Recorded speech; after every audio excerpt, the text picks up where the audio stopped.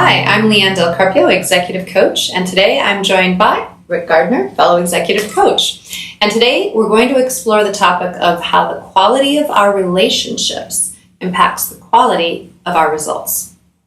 So in all the executive team building and the executive offsite work that Rick and I lead together, we often begin our work with a theory of success. And it goes something like this, that the quality of our relationships impacts the quality of our collective thinking together, which then impacts the quality of our actions that we can take together, and ultimately the quality of our results that we achieve together. Now, this can be a virtuous cycle, kind of an upward spiral. And we know that this work comes actually from systems thinking, Peter Senge and others out of MIT. So some of you may be familiar with this work from an organizational learning perspective. However, we find this theory of success is equally true in all aspects of our relationships, whether that be executive teams, or it could be in community partnerships that you lead when you're volunteering in the community. It could be the quality of relationships in your family, how you're parenting. It could be the quality of relationships with your significant other. So this theory of success is something that we use as a model of reflecting on the quality of ultimately the relationships and the output that we're creating together. And when we introduce it to executive teams, often we'll kind of write this on a flip chart or a board, and we'll say, what does this mean to you, and what do you think about it? And, you know, it might seem logical, but oftentimes people will say, I don't know if the quality of my relationships really does have that much impact. Like, I see the logic of what you're going for here, but I'm not really sure that it's that important to the quality of thinking that we do together and ultimately the actions and the results that we can achieve. But this is where we really differ. Rick, what would you say in terms of the quality of relationships and why we start there? Yeah, so Leanne brings up this great point around this quality of the relationships, and whether, you know, like you've mentioned, you're talking about a community, an organization, a family unit, or just one-on-one relationships. They're all collections of individuals, right? Mm-hmm. And so how do we make these deeper connections at the individual level for whatever we're going for? So one-on-one in an interpersonal relationship, in a family unit, in an organization, on a team, or a very large, you know, somewhere in the community. This notion of all of these ecosystems really at the cellular level, so to speak, is the individual. Right? So it's what is the quality of the relationship you have between these individuals really is the foundation in which you can then create some success, right? So it starts with, you know, that individual, you know, relationship. And what is that comprised of? Building trust, right? Being sincere and authentic, right? Having respect for the other individual, regardless of their difference of opinion, maybe. Right? And we have lots of examples of that you can think of in the world where people feel strongly, have difference of opinions, and it doesn't have the respect, you know, for that different perspective that maybe you would want or hope for, that actually gets in the way of having, you know, meaningful conversations. At times having, you know, emotionally courageous communications. Or, hey, I have something very difficult I need to communicate with you, and I want to have a conversation because I care about you, right, because I respect you, because, you know, I have unconditional positive regard for you. It's important for me to have this vulnerable, important conversation so we can have a breakthrough and get to a deeper level with ourselves, yeah, right? And so that is, you know, essential, you know, as a foundational component for building those individual levels, right? And then what that does, it enables you to begin to have deeper conversations. So, yeah, Leanne, you know, I'd love to hear more about the framing of how we have those dialogues once we've built that sort of individual trust. Yeah, absolutely. And I would say, even just in contrast to what you just shared, a lot of what we just outlined, right, these elements of trusting relationships, some of you may be thinking, okay, that sounds like motherhood and apple pie. Like, of course, who wouldn't want trusting, authentic, deeply respectful relationships? But sometimes it's very easy to kind of take for granted the level of relationship that you have and assume that there's a higher degree of respect or unconditional positive regard than in actuality there is, right? And And there's a team that I worked with recently that you're familiar with, Rick, that for over like 3 different years, they had 5 different senior executive leaders. So the quality of relationships was not necessarily bad, but it wasn't really robust in terms of the quality of the one-to-one connection and the ability to really bring yourself fully to the equation.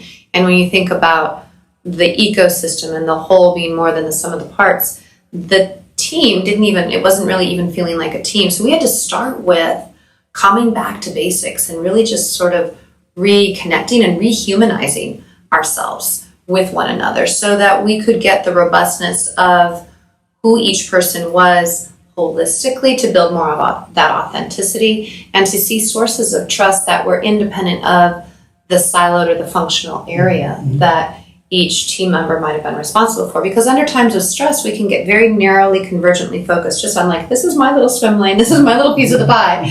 And then we never get to something greater. And this can frankly happen in personal relationships as well, interpersonal relationships where you just get so focused on the role that you're playing in relationship to a family or the role that you're playing in a community or what have you. Even in significant others, you can get focused on kind of a dynamic where you're playing the role of the organizer and the other one is the more free-spirited one or whatever, and you don't necessarily pause to see how we can deepen that relationship. Now, when we do that first, then we can step into more robust collective thinking together. Well, what does that look like?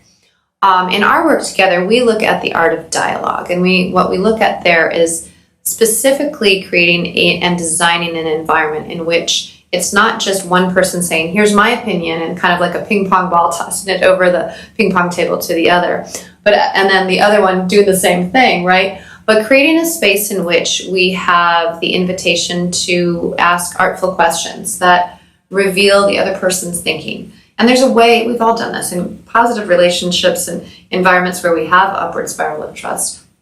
You can ask a question and help get as a broader viewpoint of like what the other person is thinking. They might not even be clear of what they're thinking, but if you ask it in a beautiful way, it'll get them thinking, well, I guess this is really what is going on inside of my head, and kind of makes that thinking visible. Likewise, we can productively advocate for something that we're passionate about, but in a way that's not so hard driving, but it actually invites a counterpoint or another perspective or a challenge in our own positioning. And I would say, with the advent of artificial intelligence and other technologies advancing, that the role of critical thinking is something that we've been emphasizing a lot more. We have for a long time, but I'd say especially so now with the advent of different tools that you can rely on cognitive complexity being kind of generated out on an artificial intelligence level, but we've got to apply collective thinking together to see how our deeply human experiences might challenge what is being offered. And so that is going to happen much more profoundly when we have a depth of personal relationships together. Right. And, when you think about this dialogue, what's like triggered is the difference between discussion and dialogue. Discussion, for me, reminds me of concussion, right? You're just banging your head against each other's, right?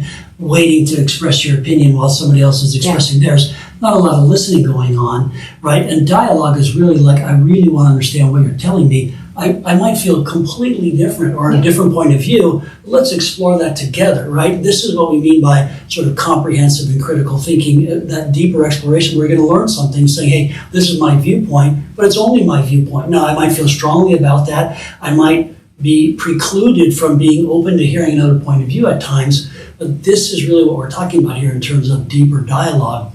And in order to do that, you have to have built that trust, that foundation. So it's saying, look, I care about you deeply, I respect you deeply, and I'm shocked that you're, you have that point of view. Yeah. I just don't understand, so let's keep talking versus shutting down, right? Yeah. And I think this is what we're trying to get to in terms of this art of dialogue, right? And what that leads to is the ability to make more comprehensive choices, when you're thinking of these dialogue. Okay, so given all this, what are the choices we can make around action? What are solution sets? What are action plans? And not just one or two based upon my view of the world or maybe your view of the world or whoever else you might be engaging with. It's what are the vast array of options that we have available to us what are the benefits and pitfalls of each of those, and then collectively we can make a better choice around, okay, based upon this comprehensive thinking and robust dialogue, now we can purposefully say, okay, we think these have the best merit, we're going to use these going forward, and that increases the probability of the success that you might have based upon the capturing of the collective dialogue and input. Yeah, absolutely. And so you can see where in teams that you might have been part of where there really was a robust quality relationship and led to more expansive thinking. We could challenge each other's way of thinking, and maybe that led to more of a range of diverse, innovative inputs that led to possibly a breakthrough result. That's an upward spiral, right? It's an upward spiral of relationships, thinking, actions, and results.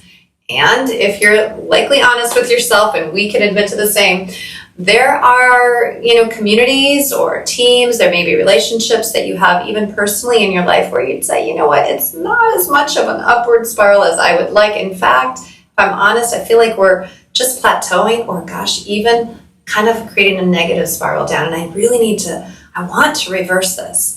And we believe so much in the value of this that we thought this was an important enough topic that we would create a series on this topic. And so in our community portals, there's actually a whole series of videos that we hope you'll join our communities to explore. And this will dive into very practical, tactical insights and applications and tips on next steps that you can take in each of these elements of this theory of success. And we'll share some other stories and examples along the way. Our hope is that with this exploration in this deeper series, that you'll find some takeaways that will improve in a very tangible way at least one or more quality of relationships and therefore thinking, action, and results in your life and your leadership. So we hope that you'll join us for the series, and we'll look forward to seeing you inside our communities. Thanks so much for watching.